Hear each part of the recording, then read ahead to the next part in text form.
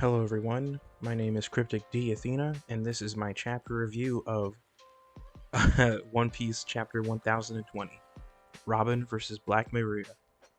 To start off, there's a fun little panel of Denjiro eating his hair, but he's dreaming that he's eating a giant piece of tempura. So that's a pretty fun cover for this chapter.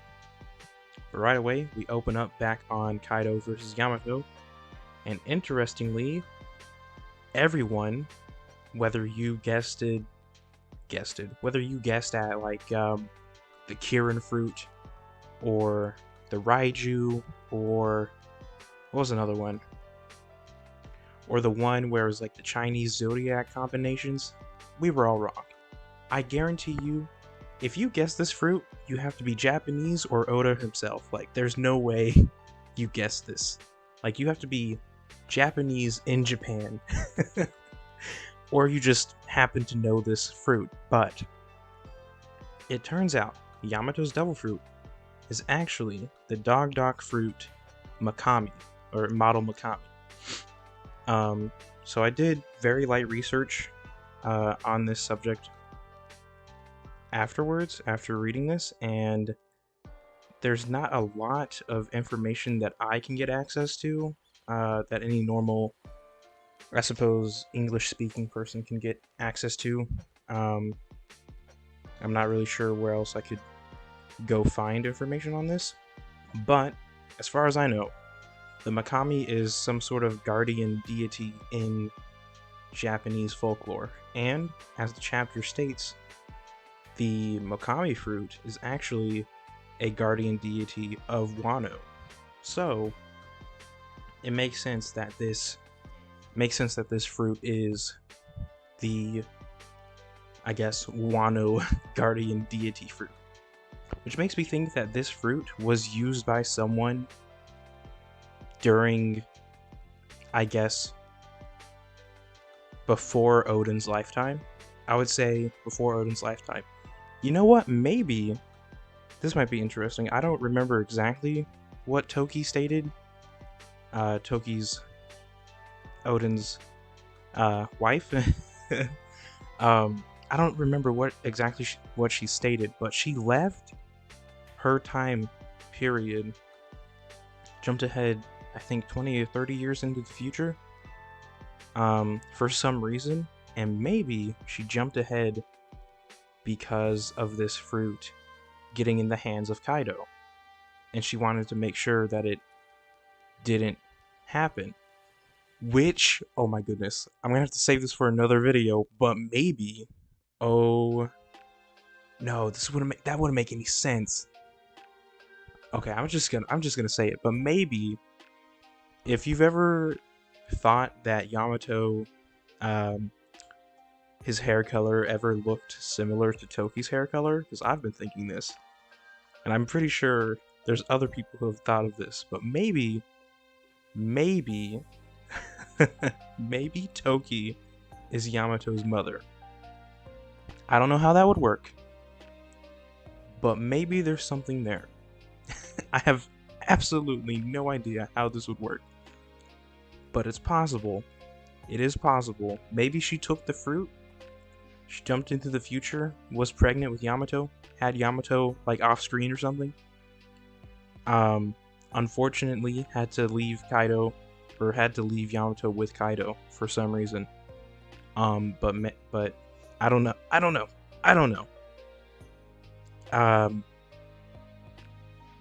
Maybe, you know what? That's like a whole other video. Anyways, and it looks like right here that Kaido says it was a mistake to let a wannabe Oden like you eat the fruit. So I don't know if that means like he would have given Yamato the fruit after Toki delivered the baby. I mean, obviously that would have to be the case, but I don't know. Maybe it's like this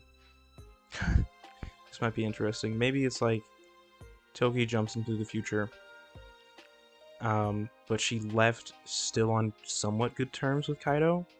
She goes to Kaido off screen, gives birth to Yamato, and unfortunately has to leave Yamato behind with Kaido to set the to set Wano on the correct path. But that's a crazy speculation. Anyways, a nice little fight between Yamato and Kaido breaks out. There's a fun, awesome panel of the two of them shooting their fire breath attacks. So this breath attack is called for Yamato Namuji Hyoga. Obviously I probably butchered that. I have no idea what it means. Oh well, I guess it says Divine Glacial Fang. So this is like a potentially an ice-based devil fruit. But the panel here, where the two blasts, where Kaido's blast breath clashes with Yamato's ice breath, looks like yin and yang. It's like a very how do you say it? Abstract yin and yang kind of look, but that's what I thought of when I immediately saw this. And beforehand, there was like some talk about how Kaido wanted to use this fruit for Yamato, or like the translation kind of implies that he wanted this to be for Yamato, but he also wanted to use the fruit itself to protect Wano from outside forces. But anyways, I'm thinking that maybe the Makami fruit can like create a shield over Wano, like an ice shield, or like maybe ooh, that would be interesting if it could like block off the rest of the world with a gigantic ice wall or ice dome and just protect it from the outside world and never get broken into ever, which would be kind of interesting. Alright, this is interesting. Orochi may have been a tyrant, but he transformed this country into a giant weapons factory. That's Kaido saying this. And you just have to take your rightful place as ruler and claim the fruits of their labor. Interesting how there's literal fruits of people's labor in this arc. And interesting that Kaido seemingly did want this fruit for Yamato.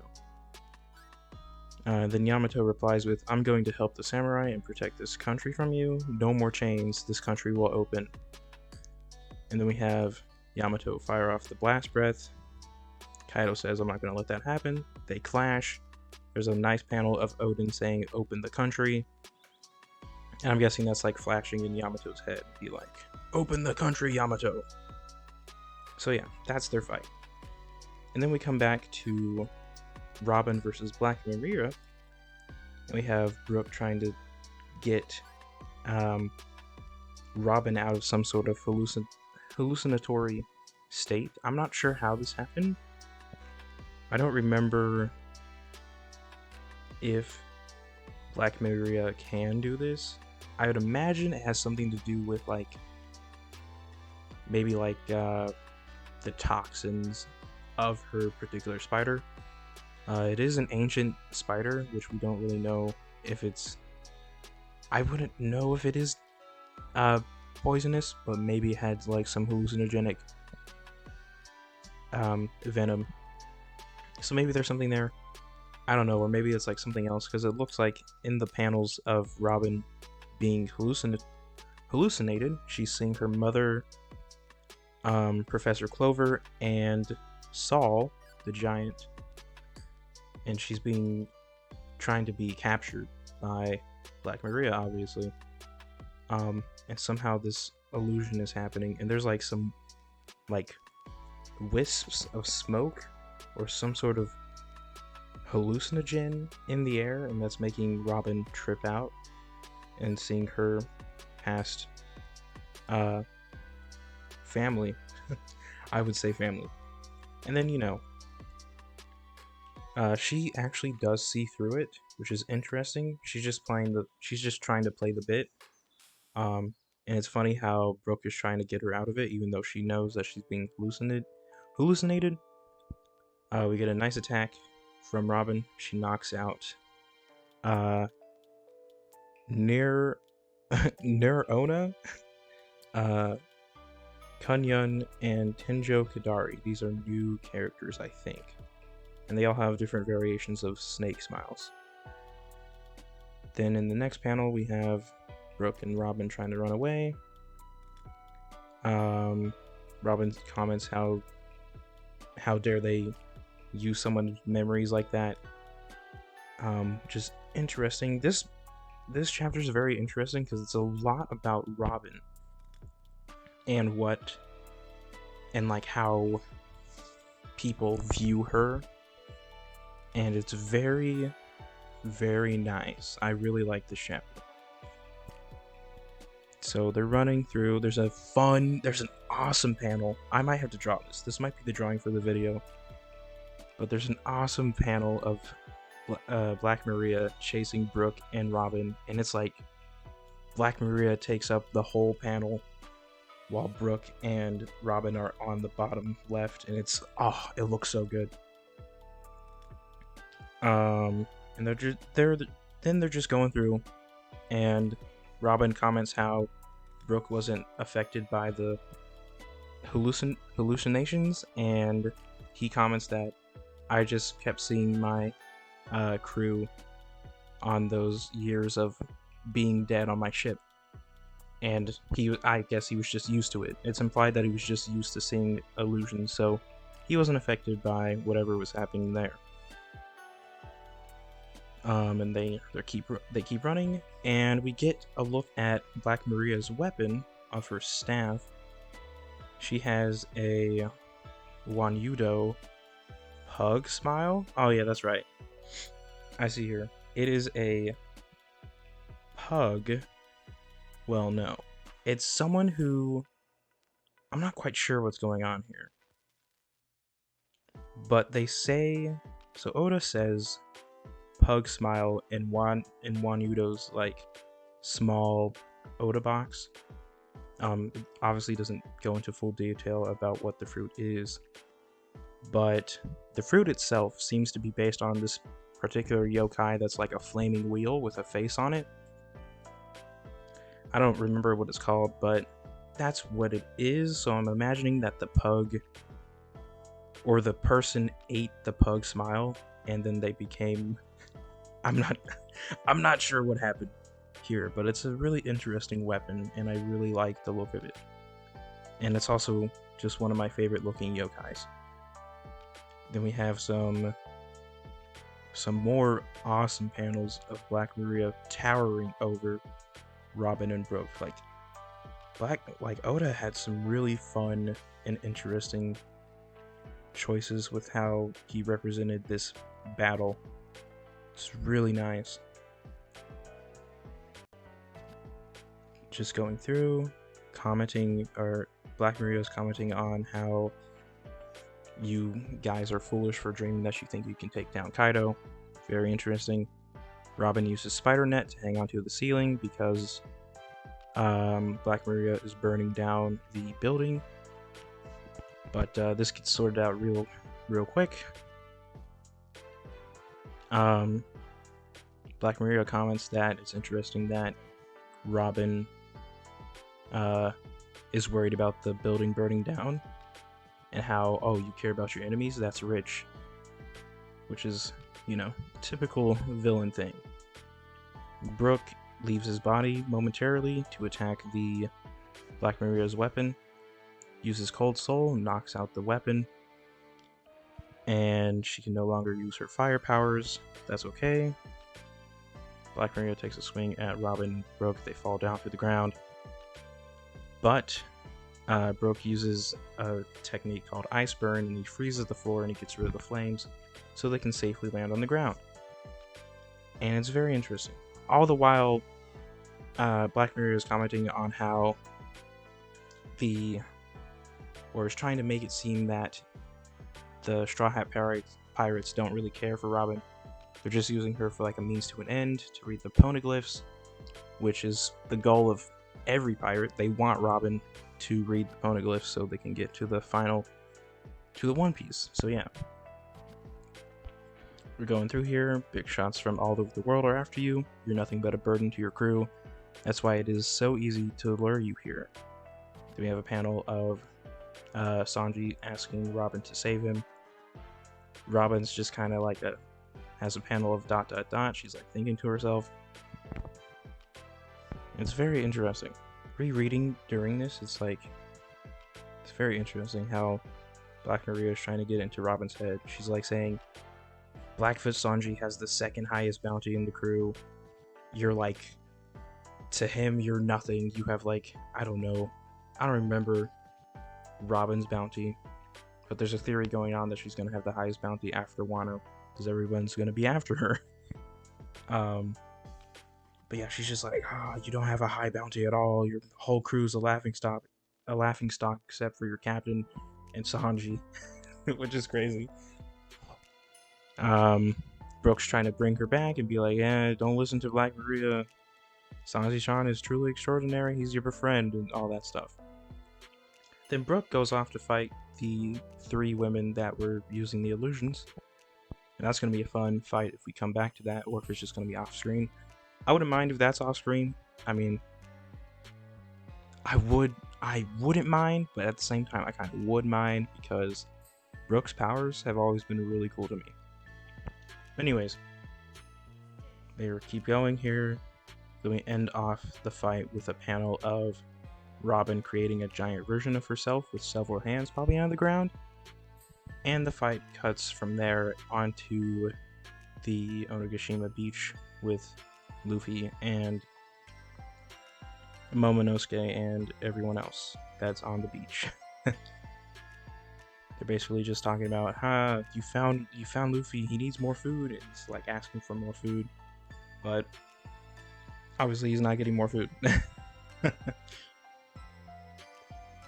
Momo breaks down, crying for a second. He's telling Luffy about how Kinemon and Kiku, they died right in front of him. Luffy retorts back with, this isn't time for crying, you're in charge, you can cry when it's over. Still gotta blow Kaido away. And then interestingly, oh my god, I forgot his name. The mud Logia user? Oh my god, what's his name? I'm gonna just look it up real quick.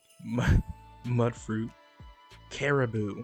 His name is Caribou. You get a panel of Caribou looking at Luffy, and he's trying to say, if he doesn't pull this off, I'll never be able to leave this country. Come on, get it together. And I thought for a second he was gonna like bust out some meat from his mud and just be like, Luffy, I got your meat for you. And then the final panel that we end on is Luffy asking Momo to transform into his dragon form and help him fly back up to the battlefield. Trip back to Onigashima. And that's the entire chapter. I hope you enjoyed my review. Really quick, overall thoughts. I think this chapter was really fun. Again, we were all wrong about Yamato's Devil Fruit. I don't think anyone could have guessed it. I think only Oda himself or someone who is well versed in Japanese lore, and this is like, as far as I can tell, it's deep Japanese lore. The Makami, I forget what the name is completely. Let me look it up here. Makami. It's in Shin Megami Tensei. there's a demon in Shin Megami Tensei. Which is interesting. It is, well, Makami is like an ancient Japanese wolf that is extinct. Which is interesting. I think this fruit might be an ancient zone, but it's also interesting that it's that it has like fire powers. So I don't know what's going on here. The current translation just says Makami and not like any other words in it, so we might get some extra words there to like help fill in the blanks. But yeah, I'm going to assume that Makami is a special ancient zone or just a, your typical mythical zone. It might be like a combination of both, but I wouldn't get too excited about that. You know, that's interesting, and the fight with Kaido is interesting. I think there's some really important details in this whole chapter about what Kaido is saying to Yamato and how Robin's fight with Black Maria went, and it's very interesting. And then, of course, the final panel is going to be super, super awesome. And when we come back to going back up to Onigashima, it's going to be super fun to see Momo hopefully achieve his full potential in the future as the Dragon Smile Fruit user. So yeah, that's everything in chapter 1020 of importance to me, I should say. I'll certainly be making a drawing for this video, and I hope you enjoy that drawing. Make sure to leave a like and subscribe. Well, like the video if you liked it, subscribe if you want, comment down below how you feel about the chapter, and comment down below if you guessed the Dog Fruit Okami. Or, not Okami, Makami. If you manage to guess that, I don't know,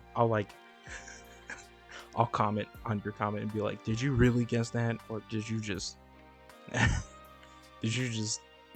type it up and be like, oh, I guessed it after reading the chapter? You know what I mean? Okay, anyways, thank you all for watching. Have a good day.